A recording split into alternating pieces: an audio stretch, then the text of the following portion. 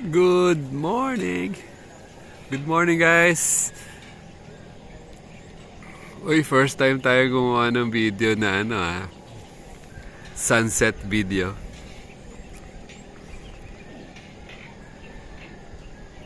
Ang so nice na view galing dito sa Casile, Cabuyao, Laguna.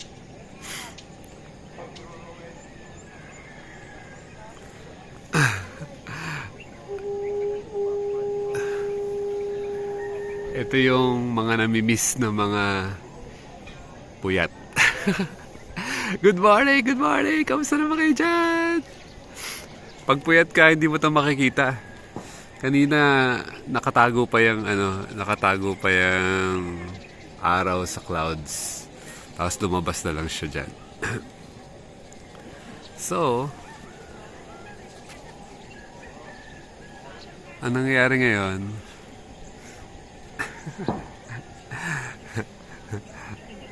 Meron tayong time para mag-appreciate nito ng 12 minutes.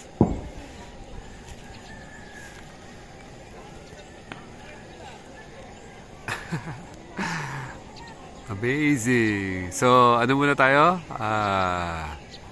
Breathing exercise. Inhale. Exhale. Inhale. Exhale. One last. Inhale. Exhale. Maga tayo natulog kagabi. Wala pang alas 9. Iba talaga pagpagod. Pagpagod ka, maaga ka makakatulog. Tapos, dahil maaga ka nakatulog, maaga ka naman magigising. Dahil maaga ka nagising, makikita mo ang ganitong klaseng sunset. Wow! Dahil may clouds na naman doon, ang mangyayari, magtatago na naman siya doon sa clouds. Okay. Lumabas lang siya saglit. Okay. Ano ba ang positive regarding pag-watch natin sa sunset?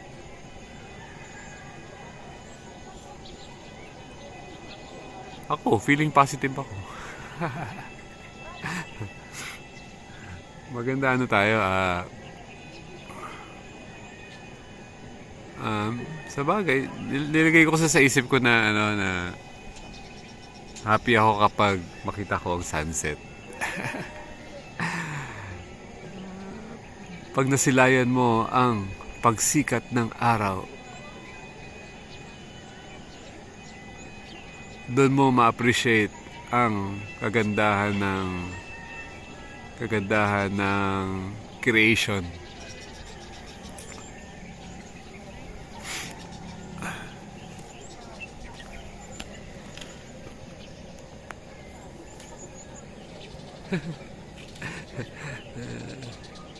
Ang ganda-ganda.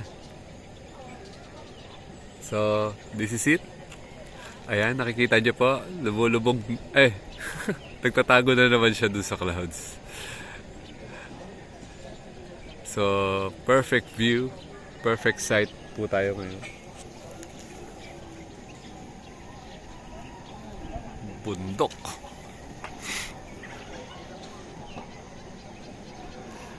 So, matatapos ng video natin, nakakapanood sa sunset.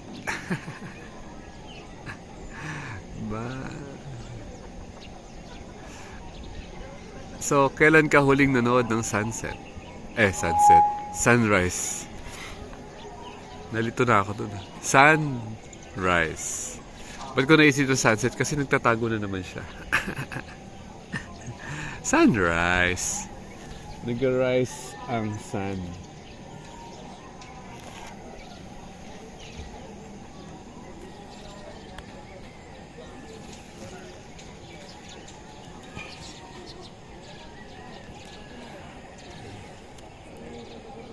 Pero ngayon, nagtatago na naman siya doon sa clouds.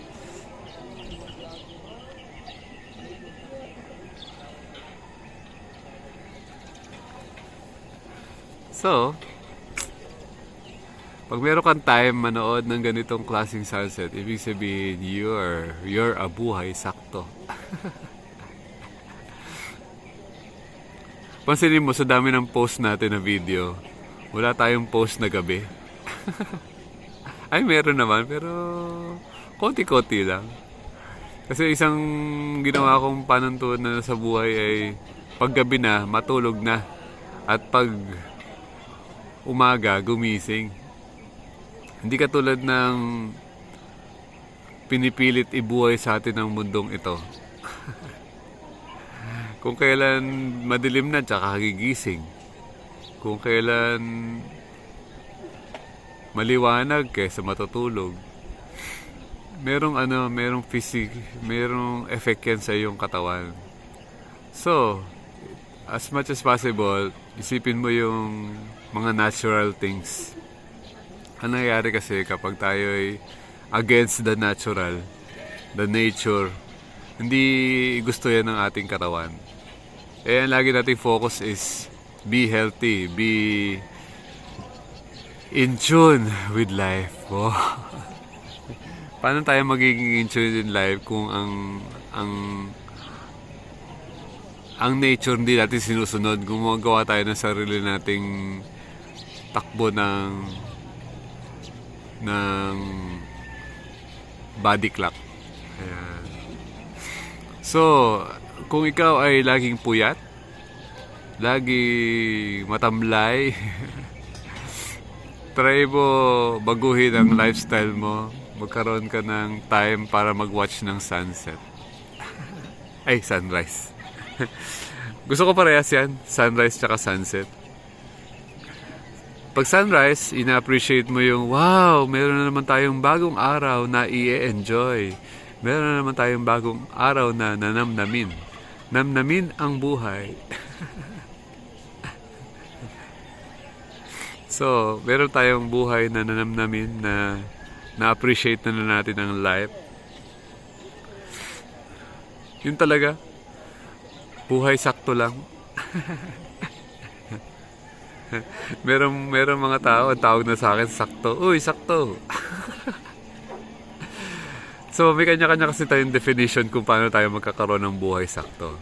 Pero ang ipapaliwanag ko sa inyo, yung sa aking definition, syempre, vlog ko to eh. Hindi naman pwedeng kayo pa magpaliwanag. Ano ba yung buhay sakto sa akin? Ibig sabihin, yun yung definition ko. Pero ito yung reminder ko sa sarili ko na hindi ako sa sobra.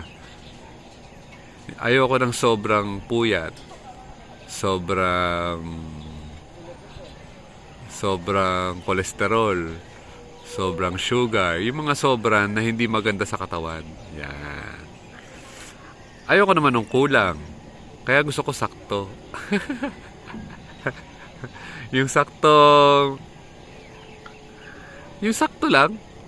Ayoko rin ng may sayang. Kasi yung mga sobra nasasayang. Yung mga sobrang butil ng bigas. Huwag nyo naman talagang itapon kasi sayang naman yun. Kaya ginawa ko para hindi ako masyadong magsayang ng mga bigas, hindi na lang ako nagra-rice. Abe. Ayan na po, ang ganda po ng view natin. Yan po ang bundok ng Makiling. Makiling daw yan eh. Sige nga, kung nare-recognize nyo yan, anong bundok yan?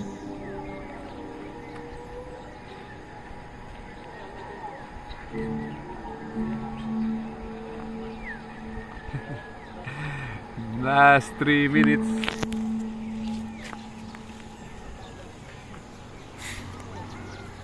So, a lesson for today is give yourself time to watch sunrise.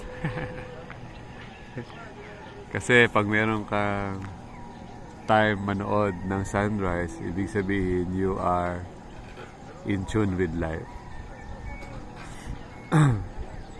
Kahit once a week lang, kung di mo kaya ng once a day. Pero ako gusto ko to everyday. Kasi pag everyday, isabihin you're in nature. Pag hindi mo na kasi nakikita ang sunrise, ibig sabihin, nasa loob ka lang ng bahay. Sa bahay na concrete jungle.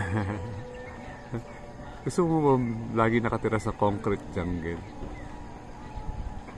Ito ang totoong jungle.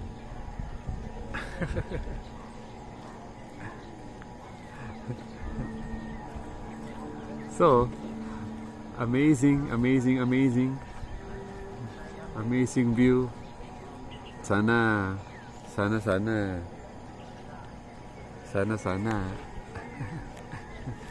sana bigyan niyo ang sarili niyo rin ng time na makagkaroon ng ganitong klaseng view. Yun na, tinapos lang natin ang video na to. Thank you for watching. Sana nakabigay ito ng relaxation sa inyo.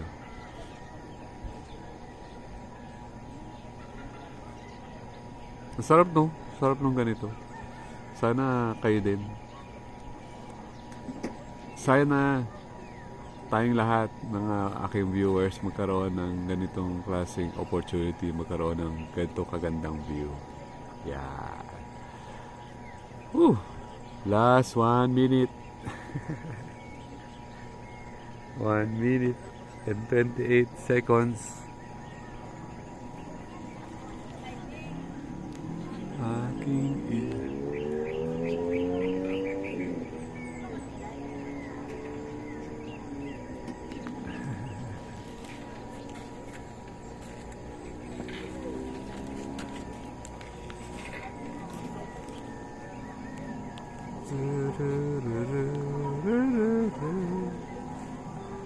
So, thank you for watching. Don't forget to like, subscribe, and hit the notification bell para lagi kayong updated sa aking mga gala. Malapit na tayong maggala. Starting next week, magbo-bike ulit tayo. I-update ko kayo sa aking mga new pasyal. This is it. I love you all. Peace. Kapayapaan. Pagpapala. Blessing. Para sa lahat ng aking mga watchers. I love you all.